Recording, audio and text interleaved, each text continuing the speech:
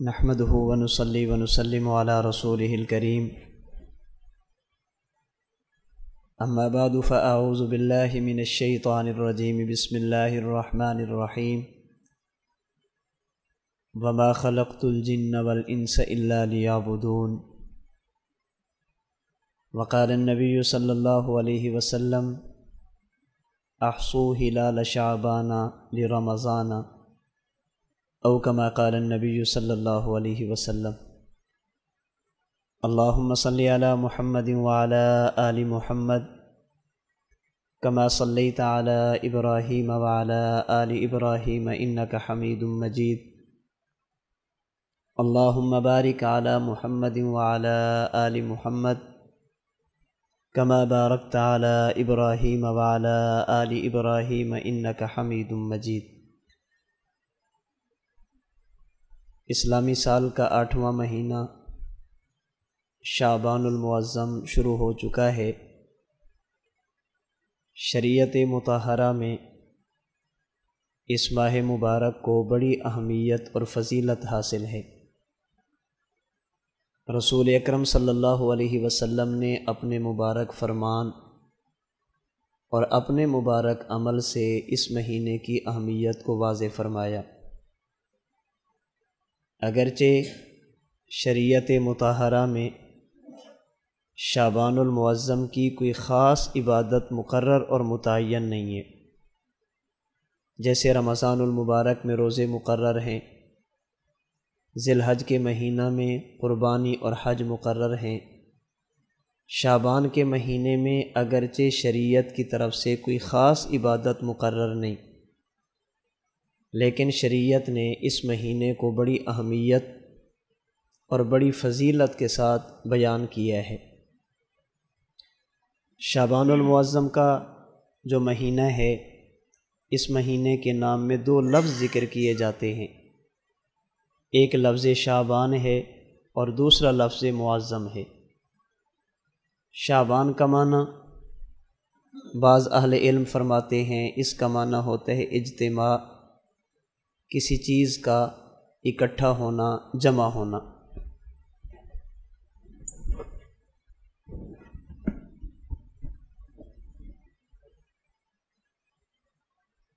شعبان کا معنی بعض حضرات فرماتے ہیں اجتماع، چند چیزوں کا اکٹھا ہونا۔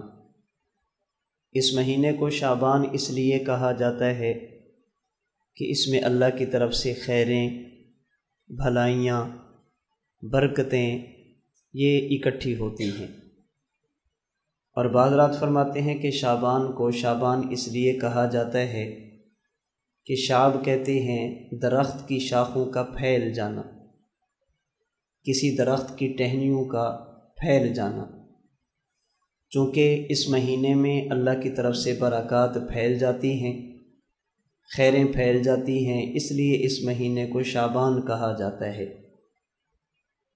محبوب سبحانی حضرت شیخ عبد القادر جیلانی رحمۃ اللہ علیہ غنیت الطالبین میں اس مہینے کی اہمیت اور فضیلت کو بیان کرتے ہوئے فرماتے ہیں کہ شعبان میں 5 حرف ہیں اور ان میں سے ہر ایک حرف اس مہینے کی عظمت اور اہمیت کو واضح کرتا ہے۔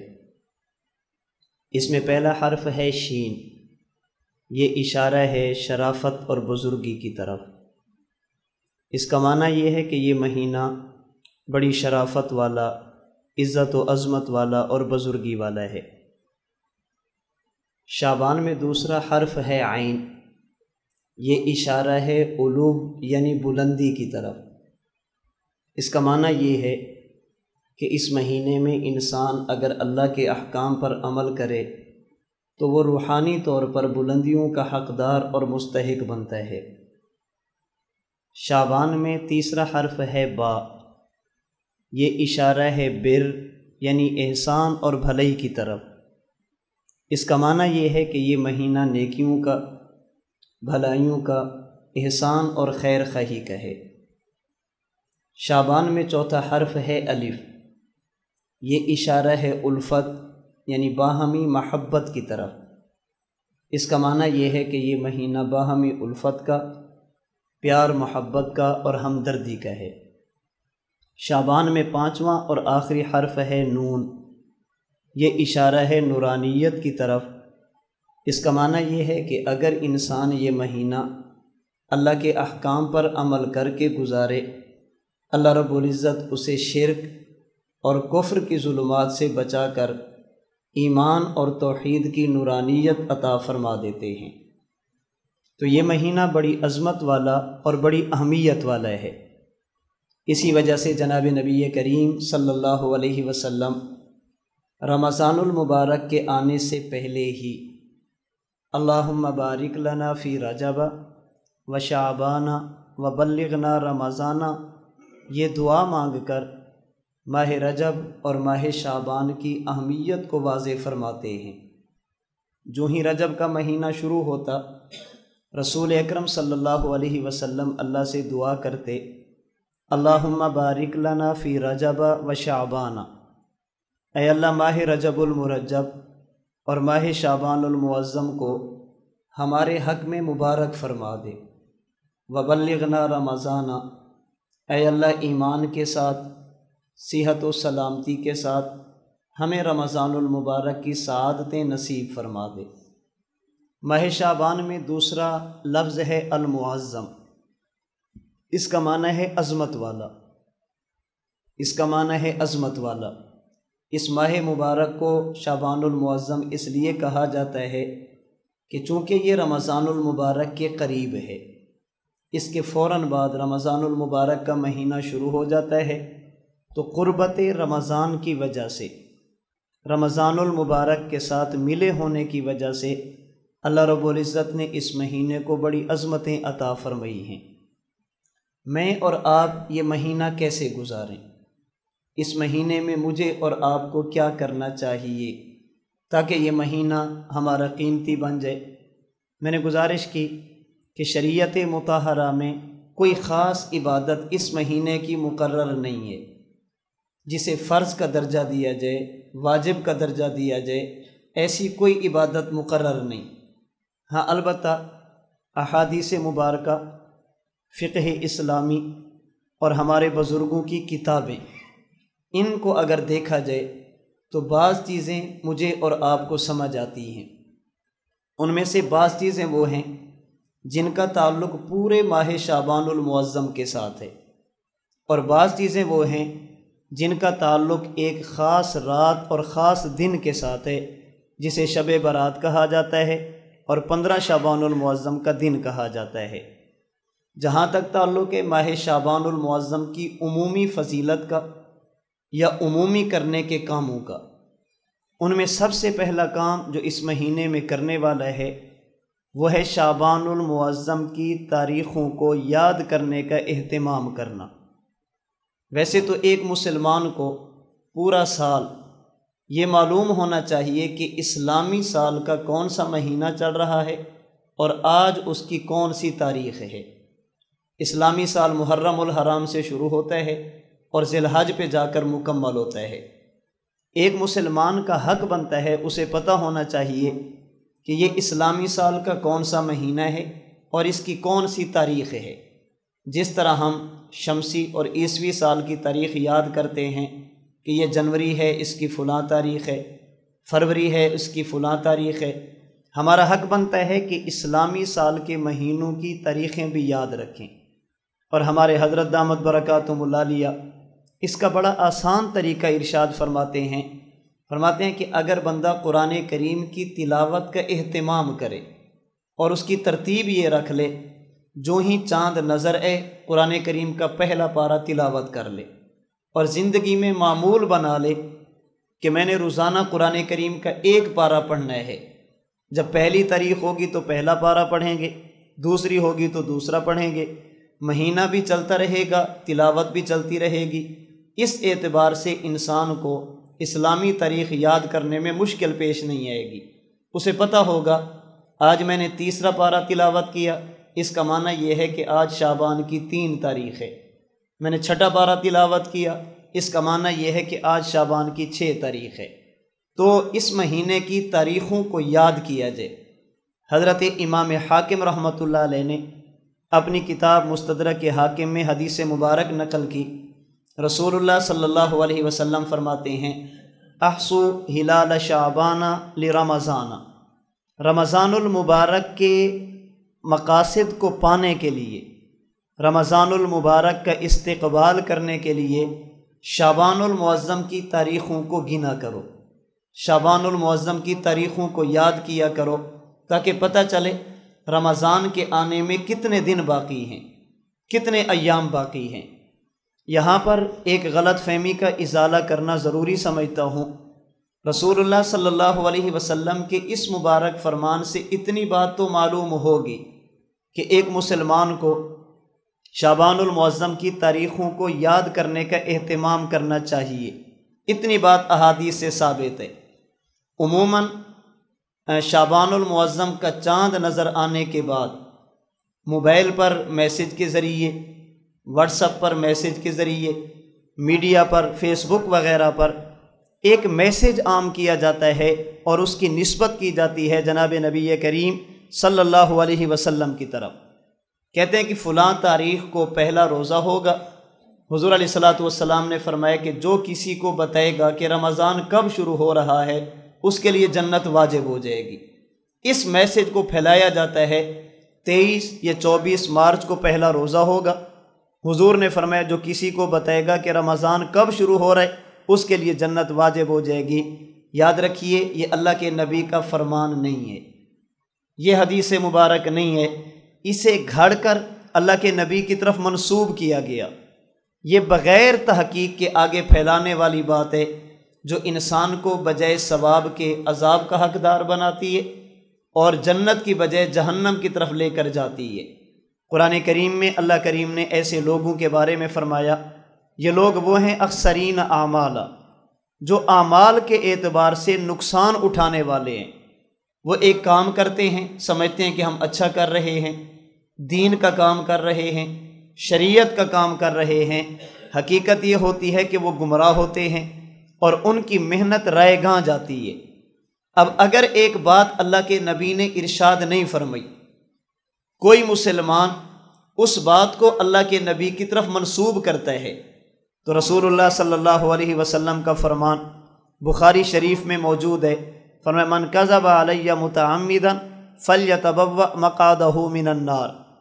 اگر ایک بات میں نے نہ کی ہو اور جو بندہ یہ جانتا ہو کہ یہ بات میری نہیں پھر بھی اس کی نسبت میری طرف کرے، جان بوجھ کر میری طرف جھوٹ کو منسوب کرے، فلیتبوأ مقعدہ من النار، اسے چاہیے کہ جہنم کے لیے تیار ہو جائے۔ اب جس چیز کو آج کا مسلمان، آج کا نوجوان جنت سمجھ کر پھیلا رہا ہے اور یہ سمجھتا ہے کہ میں جنت کی طرف جا رہا ہوں، حقیقت یہ ہے کہ وہ جہنم کی طرف جا رہا ہے۔ جنت میں جانے کے لیے صرف میسج کافی نہیں ہے، جنت میں جانے کے لیے صرف کسی کو پیغام پہنچانا کافی نہیں، جنت میں جانے کے لیے ایمان ضروری، ایمان کے بعد نماز ضروری، ایمان کے بعد روزہ ضروری، ایمان کے بعد اعمال ضروری۔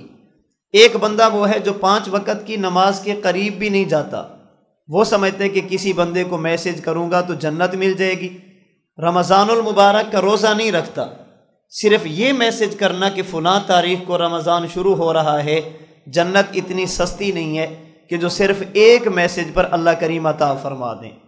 تو اس مہینے میں شعبان کی تاریخوں کو یاد کرنے کا اہتمام کیا جائے اور بغیر تحقیق کے، بغیر کسی مستند عالم سے پوچھے آگے کسی بات کو پھیلانا، آگے سنی بات کو پھیلانا، اس سے ایک مسلمان کو اجتناب کرنا چاہیے، اپنے آپ کو بچانا چاہیے۔ ماہ شعبان المعظم میں کرنے والا دوسرا کام، چونکہ اس کے فوراً بعد رمضان المبارک شروع ہوتا ہے اور رمضان المبارک یہ عبادات کا مہینہ ہے، اس لیے شعبان المعظم میں مجھے اور آپ کو، ایک مسلمان کو اپنا شیڈول بنانا چاہیے۔ میں نے رمضان کیسے گزارنا ہے اس کا شیڈول شعبان میں طے کیا جائے۔ 5 وقت کی نماز ہے، اس میں روزہ ہے، قرآن کریم کی تلاوت ہے، جہاں پر ہم اپنے سارے کاموں کا شیڈول بناتے ہیں کوشش کی جائے کہ اس مہینے میں بطور پریکٹس کے انسان اپنے معاملات دین کے بڑھا دے اور دنیا کے گھٹا دے، دنیا کے معمولات میں تھوڑی بہت کمی کر دے اور دین کے معمولات میں اضافہ کر دے۔ اس پر اپنی روح کو بیدار کیا جائے، اپنے جسم کو تیار کیا جائے۔ اگر ایک مہینہ پہلے انسان اعمال پر توجہ دے دے، اللہ کی ذات سے امید ہے کہ رمضان المبارک انسان بڑی آسانی کے ساتھ اور سہولت کے ساتھ اس کی خیروں اور برکتوں کو سمیٹ سکتا ہے۔ اللہ اور اللہ کے رسول کی خواہش اور منشا کے مطابق اس ماہ مبارک کو گزارا جا سکتا ہے۔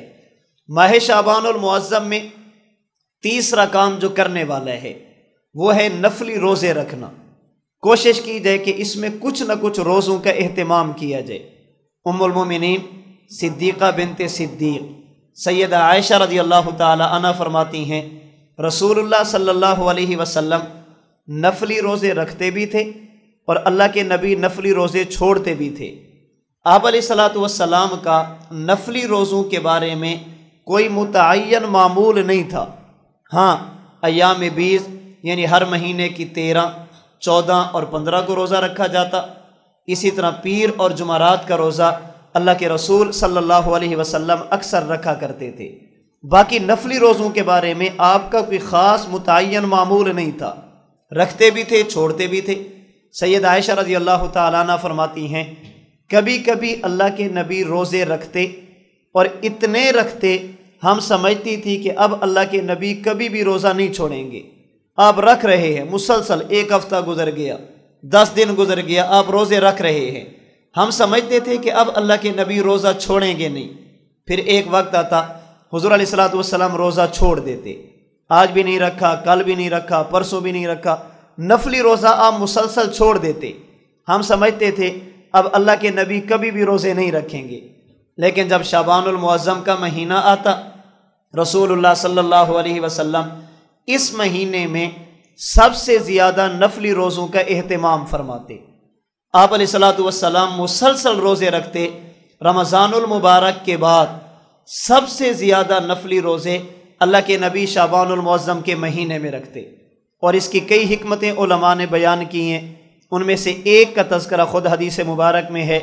رسول اللہ صلی اللہ علیہ وسلم سے پوچھا گیا یا رسول اللہ شعبان المعظم میں آپ اتنے روزے کیوں رکھتے ہیں، مسلسل رکھتے ہیں؟ حضور علیہ الصلوۃ والسلام نے فرمایا اس لیے کہ انسانوں کے اعمال ملائکہ 1 سال کے بعد اللہ کی بارگاہ میں پیش کرتے ہیں۔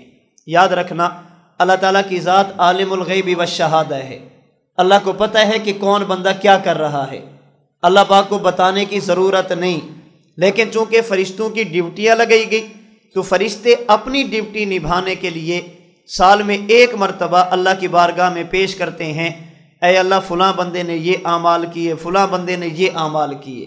آپ علیہ الصلوۃ والسلام نے فرمایا انسانوں کے اعمال ملائکہ لے کر اللہ کی بارگاہ میں شعبان المعظم کے مہینے میں پیش کرتے ہیں، اور میں چاہتا یہ ہوں جب ملائکہ مجھ محمد کے اعمال اللہ کی بارگاہ میں لے کر جائیں تو اس میں اللہ کی ذات کی بارگاہ میں یہ عرض کریں اے اللہ تیرا پیغمبر اس وقت حالت روزہ میں ہے، میں چاہتا ہوں کہ میرے اعمال جب پیش کیے جائیں تو میں روزہ کی حالت میں ہوں۔ اس لیے جناب نبی کریم صلی اللہ علیہ وسلم اس مہینے میں کثرت کے ساتھ روزے رکھا کرتے تھے۔ ہاں البتہ ایک بات جس کا تذکرہ ہمارے علماء نے کیا، شعبان المعظم کے مہینے میں روزے نفلی وہ بندہ رکھے جسے یقین ہو کہ ان روزوں کی وجہ سے رمضان کے روزوں پر اثر نہیں پڑے گا، رمضان کے روزے میں رکھ سکوں گا۔ ایک بندہ بیمار ہے، خطرہ ہے کہ اگر ابھی روزے رکھنا شروع کر دیے تو رمضان کے فرض روزے بھی چھوٹ جائیں گے، پھر اسے نفلی روزے نہیں رکھنے چاہیے۔ وہ رمضان المبارک کے لیے اپنی صحت کو بچا کر رکھے اور اپنی صحت کا خیال کرے۔ صحت ساتھ دیتی ہے، شعبان کا روزہ بھی رکھ سکتا ہے، رمضان کا بھی رکھ سکتا ہے، پھر اسے روزوں کا اہتمام کرنا چاہیے۔ اسی طرح جب شعبان کے آخری دن آ جائے اسے چاہیے کہ آخری 2-3 دن یہ روزہ نہ رکھے، نفلی روزے کو چھوڑ دے، تھوڑا سا اپنے جسم کو راحت پہنچا دے، اپنے جسم کو سکون دے، تاکہ رمضان المبارک بڑے شوق کے ساتھ، رغبت کے ساتھ، بڑی مستعدی اور چلاکی کے ساتھ یہ رمضان المبارک کے روزوں کا اہتمام کر سکے۔ تو شعبان المعظم کے مہینے میں کرنے والا تیسرا کام، اس میں نفلی روزوں کا اہتمام کیا جائے۔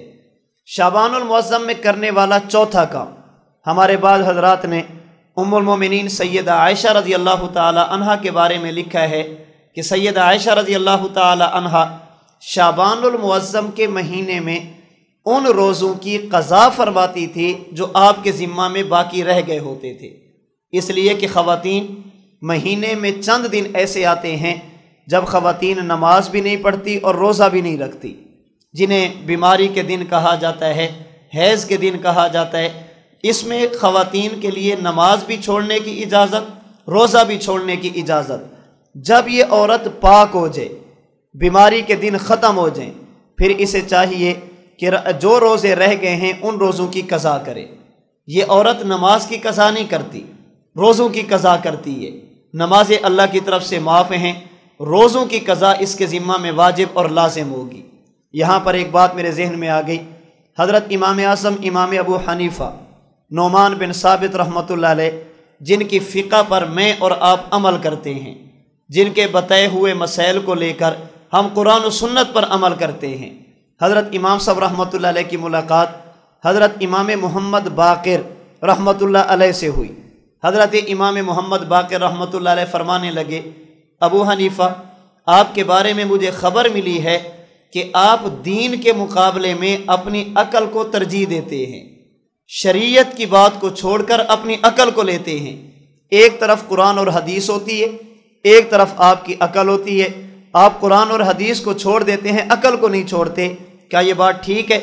حضرت امام صاحب رحمۃ اللہ علیہ نے اپنی بات کو سمجھانے کے لیے امام محمد باقر سے کئی ایک مسئلے پوچھے۔ ان میں سے ایک مسئلہ جو موقع کی مناسبت سے ہے، فرمایا حضرت مجھے یہ بتائیں، نماز اور روزہ ان میں سے زیادہ اہم کیا ہے؟ نماز بھی فرض ہے، روزہ بھی فرض ہے، لیکن ان میں سے زیادہ اہمیت کس کو ہے؟ امام محمد باقر فرمانے لگے، ان میں زیادہ اہمیت نماز کو ہے، اس لیے کہ نماز کسی حالت میں بھی چھوڑنے کی اجازت نہیں، روزہ بعض حالتوں میں چھوڑنے کی اجازت ہے۔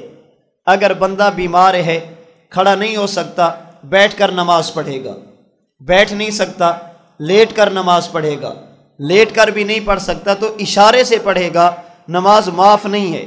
اگر کوئی بندہ بیمار ہے تو روزہ چھوڑنے کی اجازت ہے، وہ بعد میں قضا کرے گا۔ اب دیکھیں، نماز وقتی طور پر بھی معاف نہیں، روزہ وقتی طور پر معاف ہے۔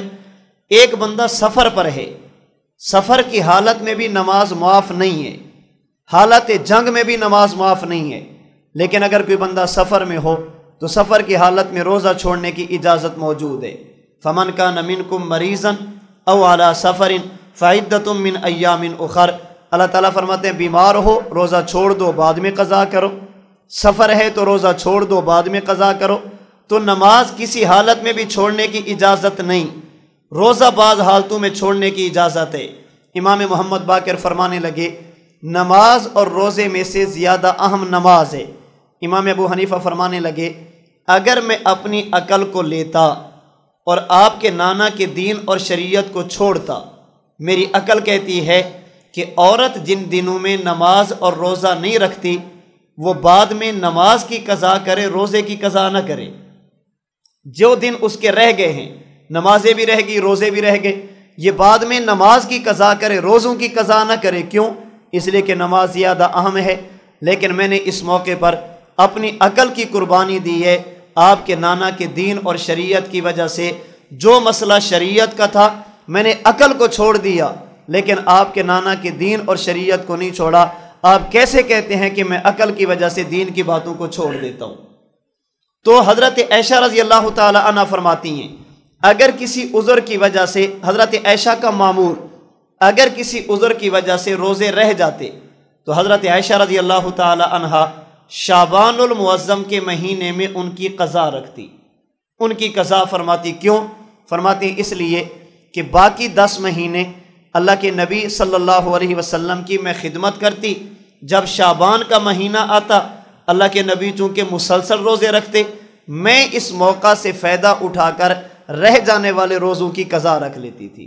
اس لیے مجھے اور آپ کو چاہیے، گھر میں رہنے والی خواتین کو چاہیے کہ جو روزے ان کے رہ گئے ہیں جو ان کے ذمہ میں واجب اور لازم ہیں اس مہینے میں ان روزوں کی قضا کی ترتیب بنائی جائے۔ نمازیں ہیں ان کی بھی قضا کی جاتی ہے، اس کا کوئی وقت نہیں ہے۔ رمضان المبارک کے رہ جانے والے روزے ہوں اس ماہ مبارک میں ان روزوں کی قضا کی ترتیب بنائی جائے۔ تو شریعت مطہرہ مجھے اور آپ کو شعبان المعظم کے بارے میں یہ بتاتی ہے، نمبر 1 ہم شعبان کی تاریخوں کو یاد رکھنے کا اہتمام کریں تاکہ ہم رمضان کا استقبال کر سکیں۔ نمبر 2 اپنے جسم اور روح کو بیدار کیا جائے، رمضان المبارک کے لیے اپنے جسم اور روح کو تیار کیا جائے۔ نمبر 3 اللہ کریم توفیق عطا فرمائے شعبان المعظم میں کچھ نہ کچھ نفلی روزوں کا اہتمام کیا جائے۔ اور نمبر 4 جو روزے رہ گئے ہیں کوشش کی جائے کہ اس مہینے میں ان روزوں کی قضا کی ترتیب بنائی جائے۔ اس کے علاوہ جتنے بھی کام کیے جاتے ہیں وہ مسجد اور گھر پر چراغاں کا ہو، وہ پٹاخوں کا ہو، وہ کسی چیز کے بکانے یا بانٹنے کا ہو، یہ ہماری اپنی طرف سے بنی ہوئی چیزیں ہیں، شریعت مطہرہ سے ان کا کوئی دور کا واسطہ اور تعلق نہیں ہے۔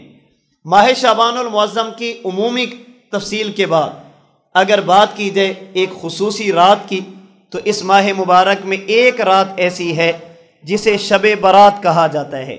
شب یہ فارسی زبان کا لفظ ہے جس کا معنی ہے رات، برات یہ عربی زبان کا لفظ ہے جس کا معنی ہے کسی کو آزاد کرنا، کسی سے اعلان برات کر دینا۔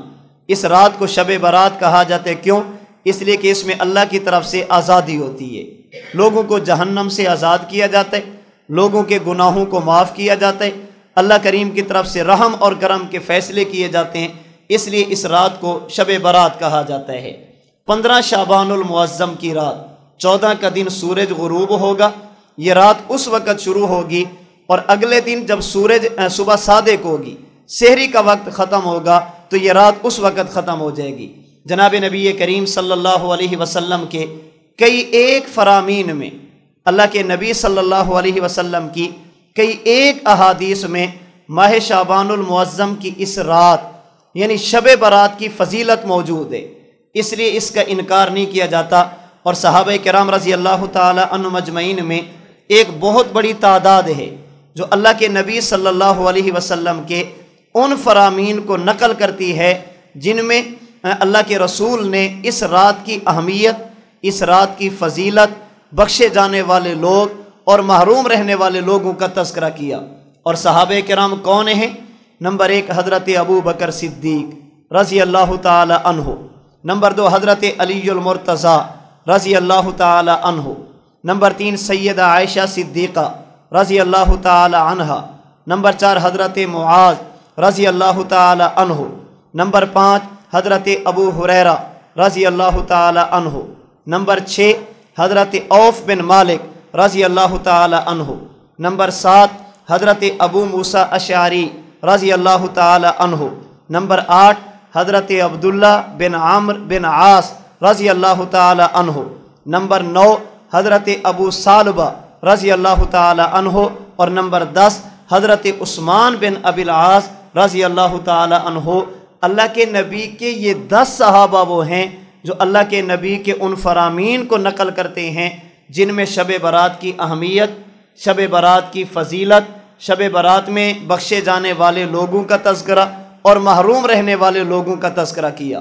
اور ائمہ محدثین جن کا کام اللہ کے نبی کے فرامین کو جمع کرنا ہے، اللہ کے نبی کی احادیث کو اکٹھا کرنا ہے، ان میں ایک بہت بڑی تعداد ایسی ہے جنہوں نے اللہ کے نبی کی ان احادیث کو اپنی اپنی کتابوں میں جمع کیا، جن میں امام احمد بن حنبل رحمۃ اللہ علیہ نے مسند احمد میں نقل کیا، امام بخاری رحمۃ اللہ علیہ کے استاد امام ابو بکر ابن ابی شیبہ نے اپنی کتاب مصنف ابن ابی شیبہ میں، امام بخاری کے دادا استاد امام عبد الرزاق رحمہ اللہ نے اپنی کتاب مصنف عبد الرزاق میں، حضرت امام ترمذی نے سنن ترمذی میں، امام ابن ماجہ نے سنن ابن ماجہ میں، حضرت امام بغوی نے شرح السنہ میں، امام منذری نے الترغیب والترہیب میں، امام حیثمی نے مجمع الزوید میں، صاحب مشکات نے مشکات المصابیح میں، اور امام ابو بکر بیہقی نے اپنی کتاب شعب الایمان میں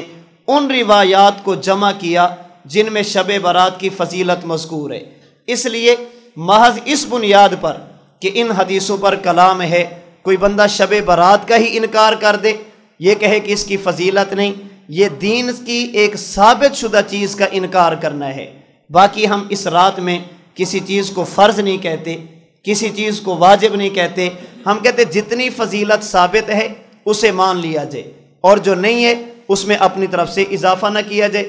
رسول اللہ صلی اللہ علیہ وسلم کے جو فرامین جن کا میں نے تذکرہ کیا، جنہیں 10 صحابہ نے نقل کیا اور محدثین نے اپنی اپنی کتابوں میں انہیں بیان کیا، ان کا خلاصہ کیا ہے؟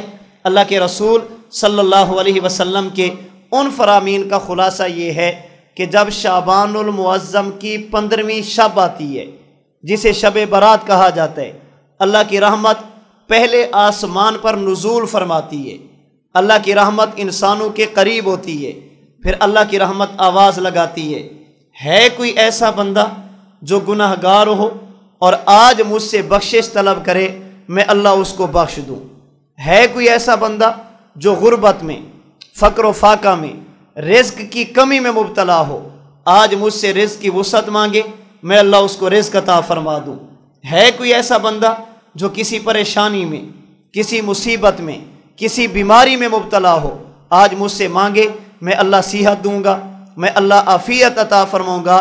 یہ اللہ کی طرف سے آوازیں لگاتی ہیں۔ اور ایک حدیث مبارک میں جناب نبی کریم صلی اللہ علیہ وسلم نے فرمایا کہ جب شعبان المعظم کی 15ویں شب یعنی شب برات آتی ہے، اللہ رب العزت کی طرف سے قبیلہ بنو کلب کی بکریوں کے بالوں کے برابر گناہ گار لوگوں کو جہنم سے آزاد کیا جاتا ہے۔ اہل عرب کا ایک مشہور قبیلہ بنو کلب، فرمایا کہ ان کی بکریاں، ان بکریوں کے جسم پر جتنے بال ہوتے ہیں اللہ کریم اتنے لوگوں کو جہنم سے آزاد فرما دیتے ہیں۔ اب اندازہ لگائیے کتنی بکریاں ہوں گی۔ سیرت نگاروں نے لکھا عرب میں جن قبیلوں کے پاس بکریاں زیادہ ہوتی تھی ان میں ایک قبیلہ بنو کلب تھا، اور کسی ایک بندے کا تذکرہ نہیں کیا، حضور نے پورے قبیلے کا تذکرہ کیا۔ پوری برادری کے پاس جتنی بکریاں ہوں گی، ان بکریوں کے جسم پر جتنے بال ہوں گے، اللہ کریم اتنے لوگوں کو اس رات میں جہنم سے آزاد فرما دیں گے۔ فرمایا کہ ہاں کچھ لوگ ایسے ہیں جو اس رات میں بھی اللہ کی بخشش سے محروم رہتے ہیں، اس رات میں بھی ان کی بخشش نہیں کی جاتی، اس رات میں بھی ان کی دعاؤں کو قبول نہیں کیا جاتا۔ یہ رات گزر جاتی ہے، وہ جیسے پہلے محروم تھے اس کے بعد بھی محروم رہتے ہیں۔ وہ لوگ کون ہوں گے؟ سب سے پہلا شخص جو اس رات بھی اللہ کی رحمت سے محروم رہتا ہے وہ ہے شرک کرنے والا، مشرک۔ اللہ تعالیٰ کی ذات میں، اللہ تعالیٰ کی صفات میں کسی غیر کو شریک ٹھہرا دے۔ اللہ کو مانتا تو ہے لیکن اللہ کو یکتا نہیں مانتا۔ معبود اللہ کے ساتھ کسی اور کو بنا لیا، حاجت روا اللہ کے ساتھ کسی اور کو بنا لیا، بگڑی بنانے والا اللہ کے ساتھ کسی اور کو بنا لیا۔ یہ شرک ایک ایسی بیماری ہے جو انسان کے اعمال کو ختم کر دیتی ہے۔ اللہ تعالیٰ قرآن کریم میں فرماتے ہیں وَلَوْ أَشْرَكُوا لَحَبِطَ عَنْهُمْ مَا كَانُوا يَعْمَلُونَ۔ یہ شرک اتنی خطرناک بیماری ہے، اگر اللہ کا نبی بھی شرک کر لے اللہ ان کے اعمال کو بھی ختم فرما دیں گے۔ نبی شرک کرتا نہیں، نبی تو شرک کے قریب بھی نہیں جاتا، نبی کے تو وہم و گمان میں بھی نہیں ہوتا کہ اللہ کی توحید میں کسی کو شریک ٹھہرایا جائے۔ لیکن اللہ کریم نے سمجھانے کے لیے فرمایا کہ میری توحید اتنی اہم ہے، شرک کرنا اتنا خطرناک ہے، اگر میرا بھیجا ہوا نبی وہ بھی میرے ساتھ کسی کو شریک کر دے میں اللہ اسے بھی معاف نہیں کروں گا، بتاؤ تمہیں کیسے معاف کروں گا۔ ہمارے ہاں معاشرے میں کہا جاتا ہے یہ کام میرا بیٹا کرے گا تو میں اسے بھی نہیں چھوڑوں گا، آپ کو کیسے چھوڑوں گا۔ حضور علیہ الصلوۃ والسلام نے ایک موقع پر فرمایا تھا اگر محمد کی بیٹی فاطمہ بھی چوری کرے گی میں اس کا بھی ہاتھ کاٹ دوں گا۔ یہ اللہ کے نبی کے فرمان کا معنی یہ نہیں کہ حضرت فاطمہ چوری کر سکتی ہیں، حضرت فاطمہ نے چوری کی ہے، بلکہ فرمانے کا مطلب یہ ہے شریعت کا مسئلہ اتنا اہم ہے، اس میں کسی کی کوئی تخصیص نہیں، کسی کے کوئی حق حاصل نہیں کہ وہ اس قانون سے اپنے آپ کو ماورا سمجھے۔ اللہ تعالیٰ فرماتے ہیں شرک اتنا بڑا جرم ہے، شرک اتنی خطرناک بیماری ہے، اگر خدا کا پیغمبر بھی کرے اللہ اسے معاف نہیں کریں گے، بتاؤ اللہ آپ کو کیسے معاف کریں گے؟ تو سب سے پہلا محروم شخص جو اس رات میں بھی اللہ تعالیٰ کی بخشش سے محروم رہتا ہے وہ ہے شرک کرنے والا۔ نمبر 2، اس رات میں اللہ کی طرف سے محروم رہنے والا دوسرا شخص یہ وہ شخص ہے جو اپنے والدین کا نافرمان ہے۔ والدین کا نافرمان، اللہ تعالیٰ نے والدین کی نعمت عطا فرمائی، والدین کا دل دکھایا، والدین کی نعمت عطا فرمائی، والدین کو ستایا، والدین کی نعمت عطا فرمائی، والدین کی قدر نہیں کی، والدین کو تکلیف دی ہے۔ شب برات جیسی مقدس رات میں بھی ایسا شخص اللہ کی بخشش سے محروم رہتا ہے۔ ایسے شخص کی بخشش نہیں کی جاتی جو والدین کا دل دکھانے والا، والدین کو ناراض کرنے والا۔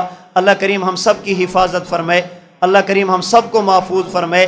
آج دنیا میں دیکھیں کتنی وبائیں ہم پر آ رہی ہیں، کتنی مصیبتیں، کہیں پر طوفان، کہیں پر زلزلہ، کہیں پر کچھ، کہیں پر کچھ۔ یہ کیوں آتی ہیں؟ اللہ کے رسول صلی اللہ علیہ وسلم نے فرمایا کہ جب لوگ اپنے دوست کو قریب کریں اور والد کو دور کر دیں، دوست کی وجہ سے اپنے والد کو چھوڑ دیں، پھر انتظار کرو زمین کے زلزلوں کا، پھر زمین جھٹکے دے گی، پھر طوفان آئیں گے، پھر ایسے ایسے عذاب آئیں گے جن کا تمہارے بڑوں کے ہاں تصور بھی نہیں ہوگا۔ آج میں اور آپ دیکھیں والدین کے ساتھ ہم کیا سلوک کرتے ہیں، والدین کے ساتھ کیا سلوک کیا جاتا ہے، جن کی وجہ سے ہمیں وجود ملا، جن کی وجہ سے ہمیں اللہ نے دنیا میں بھیجا۔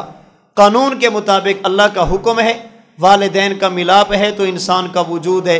جن کی وجہ سے وجود ملے بندہ انہی کا دل دکھانا شروع کر دے، پھر اللہ کریم کی رحمت وہ غضب میں بدل جاتی ہے، اللہ کریم کی طرف سے پھر کرم کے فیصلے نہیں ہوتے، پھر اللہ کریم کی طرف سے مشکلات، مصائب اور تکالیف یہ بندے کا مقدر بنتی ہیں۔ ہمارے بعض علماء نے لکھا ہے انسان جتنے بھی گناہ کرتا ہے ہو سکتا ہے ان کی سزا دنیا میں مل جائے، ہو سکتا ہے اللہ ان کو آخرت تک مؤخر کر دے، لیکن چند گناہ ایسے ہیں جن کی سزا انسان کو دنیا میں ملتی ہے۔ ان میں سے ایک گناہ ہے والدین کی نافرمانی کرنا۔ والدین کا نافرمان دنیا میں ذلیل ہوگا، دنیا کے اندر اس تکلیف کو بھگتے گا، اللہ کی طرف سے آنے والی پریشانی اس کو سامنا کرنا پڑے گا۔ ہمارے حضرت دامت برکاتہم العالیہ فرماتے ہیں اگر کوئی بندہ یہ چاہتا ہے اللہ کریم میرے رزق میں برکت عطا فرما دیں، اللہ کریم رزق میں وسعت عطا فرما دیں، اسے چاہیے کہ والدین کو خوش رکھے۔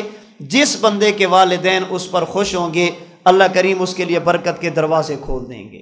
تو دوسرا شخص جو اس رات بھی بخشش سے محروم رہتا ہے وہ ہے والدین کی نافرمانی کرنے والا۔ ایک اور شخص جس کی اس رات بھی بخشش نہیں ہوتی وہ محروم رہتا ہے، وہ ہے شراب پینے والا، شراب کا عادی، شرابی بھی اس رات محروم رہتا ہے۔ ایک اور شخص جس کی اس رات بخشش نہیں ہوتی وہ ہے زنا کرنے والا۔ ایک اور شخص جس کی اس رات بھی بخشش نہیں ہوتی وہ ہے تکبر کرنے والا، اپنے آپ کو بڑا سمجھنے والا، اپنی شلوار، اپنی چادر، اپنا پاجامہ ٹخنوں سے نیچے لٹکانے والا۔ یہ ایسے گناہ ہیں جن کی وجہ سے انسان اس رات میں بھی بخشش سے محروم رہتا ہے۔ ایک اور شخص جس کی اس رات بھی بخشش نہیں ہوتی وہ ہے رشتوں کو توڑنے والا، کبھی بھائی کے ساتھ لڑائی، کبھی چچا کے ساتھ لڑائی، کبھی ماموں کے ساتھ لڑائی، کبھی چچا زاد بھائی کے ساتھ لڑائی، ہمیشہ لڑتے لڑتے رشتوں کو توڑنے والا۔ تیرے ساتھ میرا جینا مرنا ختم، تو نے میری خوشی اور غمی میں شرکت نہیں کرنی۔ فرمایا کہ جو بندہ اپنے رشتوں کو ختم کرتا ہے، رشتہ داروں کے ساتھ تعلقات کو توڑتا ہے، وہ اس رات میں بھی اللہ کی رحمت سے محروم رہتا ہے۔ اب میں اور آپ غور کریں کہیں ان میں سے کوئی جرم ہمارے اندر ہے تو نہیں؟ شرک ہے، توبہ کریں۔ والدین کی نافرمانی ہے، ان کو راضی کریں۔ دنیا سے چلے گئے، ان کے لیے ایصال ثواب کریں، ان کے دوستوں کے ساتھ اچھا رویہ رکھیں، اپنے آپ کو شراب سے بچائیں، اپنے آپ کو زنا سے بچائیں، اپنے آپ کو تکبر والی بیماری سے بچا کر تواضع اور عاجزی والی نعمت اپنے اندر لانے کی کوشش کریں۔ اپنی برادری، اپنے خونی رشتہ داروں کا خیال کریں۔ حدیث مبارک میں ہے جو صلہ رحمی کرتا ہے، رشتہ داریوں کو جوڑتا ہے، اللہ کریم اس کی عمر میں برکت عطا فرما دیتے ہیں، اللہ کریم اس کے رزق میں وسعت عطا فرما دیتے ہیں۔ اس کے برخلاف اگر کوئی بندہ رشتہ داریوں کو توڑے گا، اللہ کریم پریشانیوں میں مبتلا کریں گے، عمر میں کمی ہو جائے گی، اور اللہ کریم رزق میں کمی دے دیں گے، وسعت کے باوجود بھی یہ بندہ پریشان رہے گا، اس کی مالی مشکلات کبھی ختم نہیں ہوگی۔ تو اس ماہ مبارک کی 15ویں رات جسے شب برات کہا جاتا ہے، ہلکی سی میں نے بات کی ہے، احادیث طیبہ میں جن لوگوں کی بخشش ہوتی ہے، اللہ کی طرف سے آوازیں لگتی ہیں، وہ کون ہیں؟ اور جو لوگ اس رات کے اندر بھی محروم رہتے ہیں وہ لوگ کون ہیں؟ یہ رات میں اور آپ کیسے گزاریں؟ ہمیں کیا کرنا چاہیے؟ حدیث مبارک میں کوئی خاص عبادت مقرر نہیں، اتنی ترغیب اللہ کے نبی نے دی ہے، فرمایا قوموا لیلہا وصوموا نہارہا، جب رات ہو تو مصلی پہ گزارو، عبادت کرو، اور جب دن ہے تو روزہ رکھنے کا اہتمام کرو۔ اس لیے ہمارے علماء فرماتے ہیں شب برات میں رات کا قیام یہ مستحب ہے اور دن کا روزہ یہ مستحب ہے۔ انسان کو کوشش کرنی چاہیے رات کا قیام کرے۔ رات کے قیام کا معنی کچھ نوافل پڑھ لیں، رات کے قیام کا معنی صلاۃ التسبیح کی کوشش کریں، صلاۃ التسبیح پڑھیں۔ رات کے قیام کا معنی اللہ کی بارگاہ میں کھڑے ہو کر اپنے گناہوں کا اعتراف کریں، اور اس یقین کے ساتھ کہ جناب رسول اللہ صلی اللہ علیہ وسلم نے فرمایا اس رات میں اللہ کی رحمت آواز دیتی ہے، اللہ کی رحمت متوجہ ہوتی ہے۔ بندہ حضور کے فرمان کو ذہن میں رکھ کر یقین کے ساتھ کہے اے اللہ تیرے نبی نے فرمایا میں گناہ لے کر آیا، اللہ مجھے معاف فرما دیں، اللہ میں آپ سے سوال کرتا ہوں برکت والا رزق عطا فرما دیں، اللہ میں آیا ہوں سیل بن کر، میری پریشانیوں کو ختم فرما دے، میری بیماریوں کو ختم فرما دے۔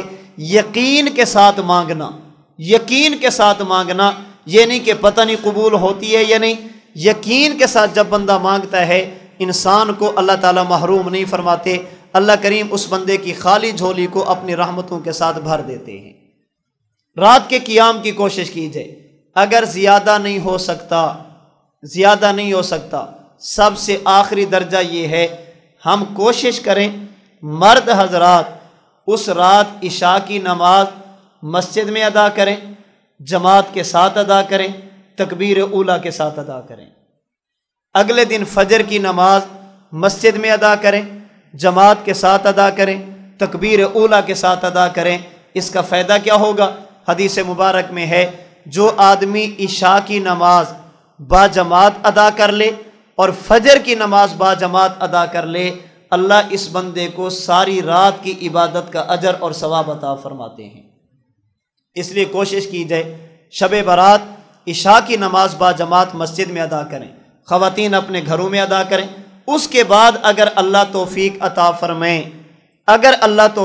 فرمائیں کچھ نہ کچھ تلاوت کر لیں، ذکر اذکار کر لیں، اللہ کے رسول صلی اللہ علیہ وسلم پر درود پاک پڑھ لیں، جن کی برکت سے اللہ نے یہ رات عطا فرمائی، کچھ ان کے ساتھ بھلی کر لیں، ان کے ساتھ بندہ وفا والا معاملہ کر لے، اللہ کے نبی پر درود پاک پڑھا جائے، صدقہ خیرات کی جائے۔ اگر کچھ بھی نہ ہو سکے تو عشاء اور فجر کی نماز جماعت کے ساتھ ادا کی جائے۔ اگر بندہ زیادہ عبادت نہ کر سکے تو کم از کم درجہ یہ ہے کہ بندہ اس رات میں گناہ نہ کرے، اللہ کی معصیت اور نافرمانی نہ کرے۔ یاد رکھنا شریعت کا اصول ہے جس وقت اور جس جگہ پر عبادت کا اجر بڑھتا ہے وہاں پر معصیت اور گناہ کا وبال اور عذاب بھی بڑھ جاتا ہے۔ جہاں پر ثواب زیادہ ہوگا وہاں پر عذاب بھی زیادہ ہوگا۔ اگر ایک بندہ مسجد میں نماز ادا کرتا ہے باہر کی نماز سے ثواب زیادہ ہے، اگر مسجد میں گناہ کرے گا تو باہر کے گناہ سے عذاب بھی زیادہ ہوگا۔ اگر ایک بندہ رمضان میں عبادت کرتے اجر زیادہ ہے، رمضان میں گناہ کرے گا تو عذاب بھی زیادہ ہوگا، چونکہ اس رات میں اللہ کی طرف سے رحمتوں کا نزول باقی راتوں کی بنسبت اس میں اجر زیادہ۔ اگر کوئی بندہ اس میں گناہ کرے گا تو اس گناہ کا وبال اور عذاب بھی زیادہ ہوگا۔ اگر عبادت نہیں کر سکتے جا کر سو جائیں، کم از کم اس رات میں معصیت کا، اللہ کی نافرمانی اور گناہ کے ارتکاب نہ کریں۔ میں اس سے بھی اگلی بات کہتا ہوں، اگر آپ کا نفس گناہ کے بغیر نہیں رہ سکتا، بندے کی مجبوری ہے گناہ کرتا ہی ہے، تو پھر میں یہ نہیں کہتا کہ گناہ کرنا چاہیے، پھر کم از کم آخری درجہ یہ ہے ایسا گناہ نہ کریں جس کی وجہ سے لوگوں کو تکلیف ہو۔ اگر نہیں رہ سکتے بغیر گناہ کے پھر آپ کا اور اللہ کا معاملہ ہوا، ایسا گناہ کبھی نہ کریں جس کی وجہ سے کسی مسلمان کے آرام میں خلل ہے، جس کی وجہ سے کسی مسلمان کی عبادت میں خلل ہے۔ یہ بتانے والی باتیں نہیں، میں بھی دیکھتا اور سنتا ہوں، آپ بھی دیکھتے اور سنتے ہیں، جو شب برات قریب آتی جائے گی، ادھر ہمارے ہاں عشاء کی نماز کھڑی ہوگی، باہر آپ کو پٹاخوں کی آوازیں سنائی دیں گی، شور شرابہ ہوگا۔